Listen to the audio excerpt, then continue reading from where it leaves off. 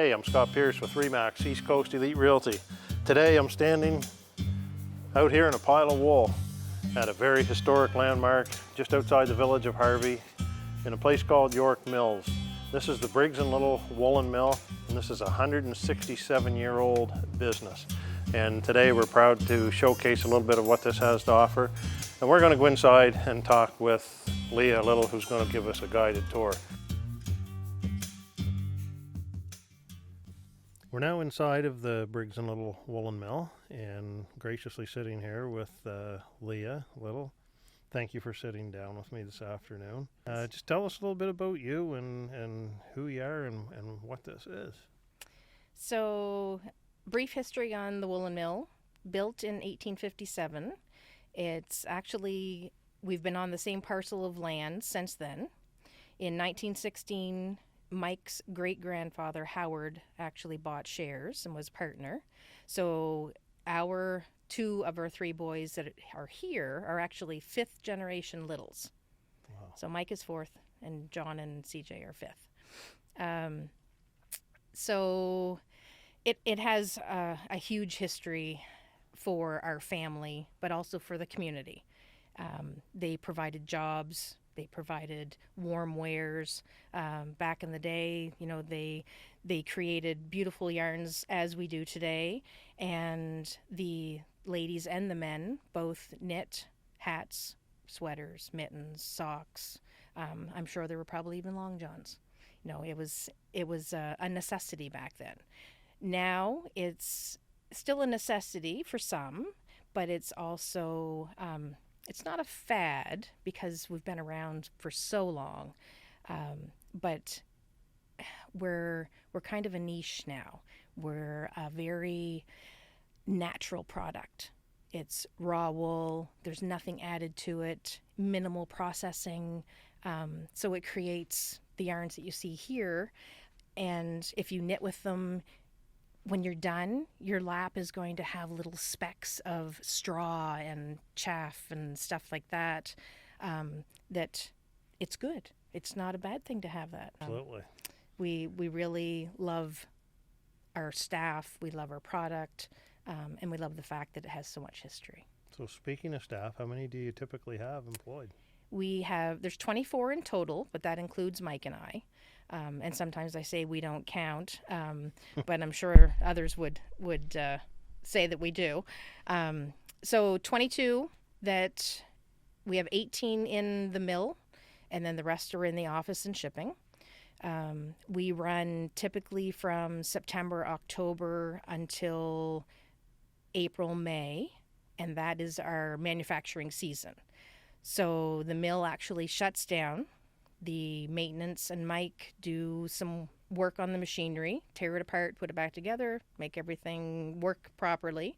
And then the mill itself is empty until September, October, and all of the staff come back to start manufacturing for the winter.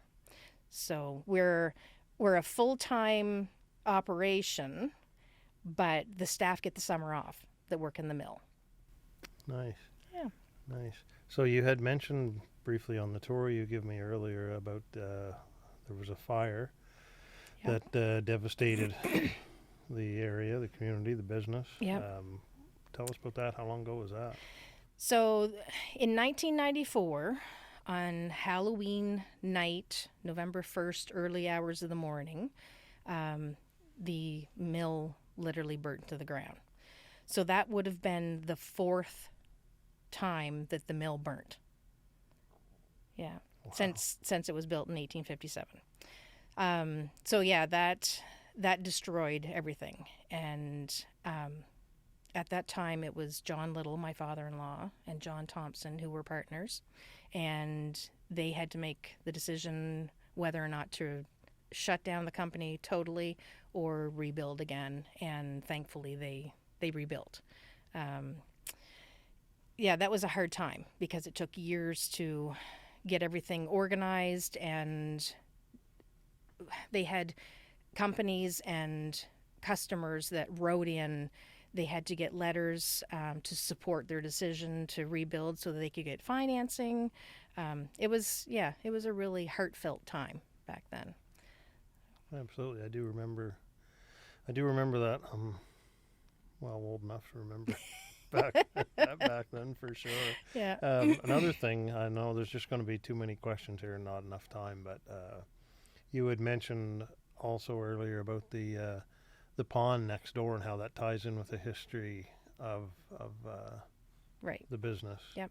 So up until the fire in '94, the old woolen mill was actually run with a water wheel. So that helped greatly for back then. But when it burnt, of course, it was no longer. So we do still continue to use the water. So across the road is the stream, which is the northeast branch of the Macadavy River, and the water is tunneled underneath the road and into our building, and we use that to wash all the wool. So it's natural water. The products that we use in the wools are very they're good for they're not harmful to the environment. You could use Right. it on your clothing, like Right. anything like that. So yeah, so the water, it's always been part of Briggs and Little, and hopefully it never dries up out there. Hopefully not. Hopefully not. Exporting your product. How far around the world does your product go? Or the All country, over. or the continent, All over. We actually have a U.S. distributor in Cutler, Maine. Young lady, her name is Lacey Glidden, and she has her own business, Maritime Family Fiber. So she looks after 99% of our U.S. customers. She does very well. She has a sweet little family, and yeah, she's our go-to for the U.S. But we have sent wool literally all over the world. You could probably pick a place, and I could hopefully say yes, it's been there. Absolutely. I notice it's very bright in here. There's a lot of colors. Is there a specific amount of colors? How many do you have? Yeah. I believe we have 96 different shades that are our normal regular base. I'm not sure if the camera can pick up behind me or not, but these hand-dyed yarns are all done in-house. Myself and my eldest son, John, actually do this it's on the property, but it's not done on a large scale. They're done 4 to 5 skeins at a time. So they add greatly to our rainbow of colors. And it's not something that we always have on hand. So if you want some before you leave, you can grab some. We just started doing that a few years ago, and people have really taken to it. So Nice. Very nice. Yeah. So I'm going to challenge you here, as I know I don't want to take up too much more of your time, but when I come in and you give me the tour, which is something I would really, really encourage anybody that has any interest in this to come out and see it. It's absolutely phenomenal. I'm almost embarrassed to admit that I've grown up, lived around the general area, and had no idea what's behind the scenes in here. It's Right. really, really fascinating. So you did an amazing job at a very condensed version of your tour for us. Could you just, for people that are finding this really interesting, can you maybe just verbally walk us through and just tell us maybe just a brief description of, I guess, the whole... a the whole- verbal tour. Yeah, a verbal tour of the whole process, what the process is from start to finish. I mean, Yep. the obvious is, I guess, the raw product, right? And I didn't see any naked sheep when I was driving out here, so...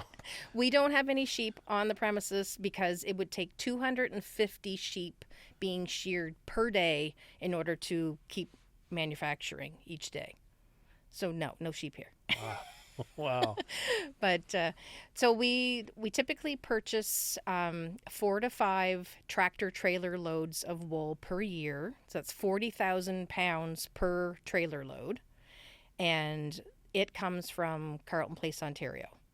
So it's Canadian Cooperative Wool Growers that we purchase the majority of our wool from. Mm-hmm. The rest comes from local farmers. And when I say local, it's Maritimes. So New Brunswick, Nova Scotia, Quebec, PEI. That's really the furthest that they're willing to bring to us. So that's the beginning, is getting the wool here. Once it's here, it's washed, it's dried, it's dyed, and then it starts actually being made into yarn. So that's all of that is done downstairs. And then once it's dried, it's brought upstairs, and that is where it's pickered. Pickering takes out some of the other debris that's in the wool, and it starts to separate the fibers.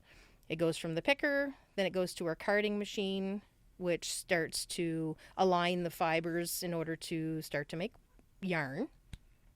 Once it's through the carding machine, then it goes to the spinning machine, and that starts to make the yarn. It's twisted to make it more durable. Can't talk. If it's a single ply, then it goes directly to the reeler. If it's 2, 3, or 4 ply, then it goes to what's called the twister. So the twister is just what it sounds like. It's taking 2, 3, or 4 plies, and then it's twisting those fibers together.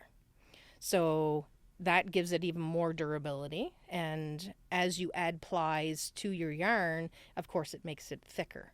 So a single ply is thin, 2 plies a little thicker, 3, 4 goes onward. So once that's twisted, then it goes to the reeler. And at the reeler, that is where the yardage is measured out per skein of yarn. So depending on what line, depends on how much yardage is actually in that skein. Once that is done, then it's sent off to what we call skeining and pressing.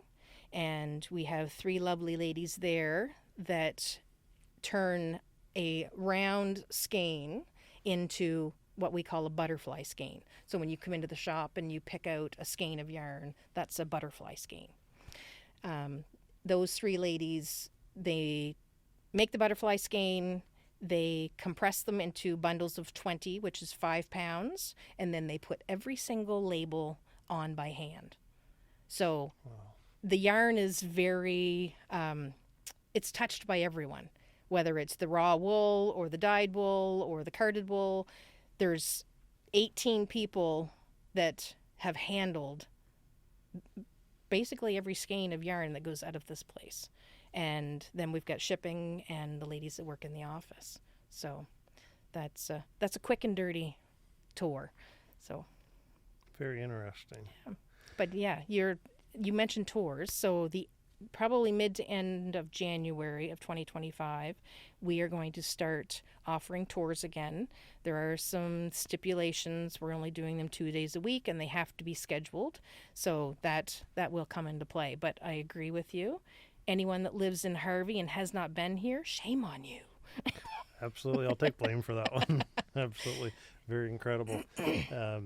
I guess just one last question before we wrap up. And like I said, I'd love to sit here all afternoon and do a little more diving into some of the details of all this. But in general, if you had a crystal ball, which I know we don't have, but if you had a crystal ball, what do you see for the future? Maybe not just necessarily about your business, but I know the community is very important to you, and you're obviously growing. I'm going to retire. So that's your crystal ball. You're going to retire. I'm going to retire. Anything you'd like to see happen? Any projections? What you'd like to see? What you think's going to happen? For the business here, we have 2 of our 3 sons that work with us. So we are hoping that they will want to take over the business once we decide that we are going to retire, because I really do want to.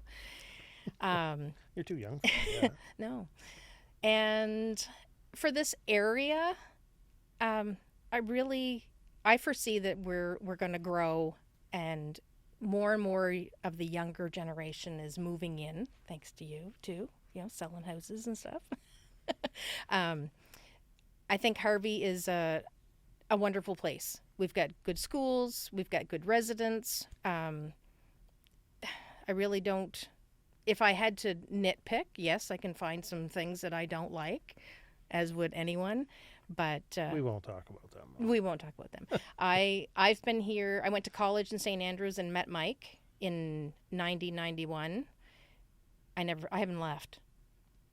So that's 33, 34 years. So Yeah. I ask that question to a lot of people. I like to finish off with that because I find it interesting that there's a lot of similarity in people's answers. Yeah. Community is very important to people out Yep. here, and you're definitely one of the staples in it. And thank you for taking the time to sit down with us. So once again, I'd just like to tell everyone, if you haven't seen this place, by all means, come check it out. You won't regret it. Thanks, Leah. Thank you.